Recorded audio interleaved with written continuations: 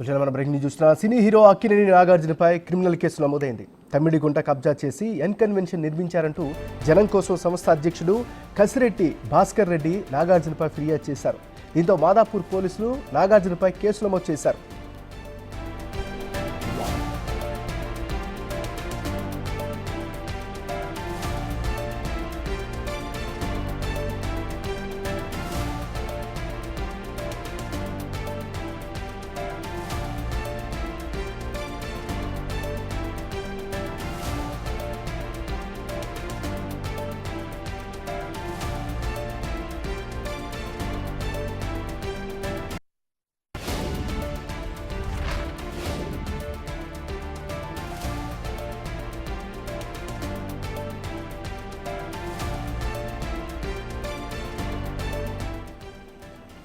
సినీ hero Akkineni నాగార్జునపై criminal case నమోదైంది.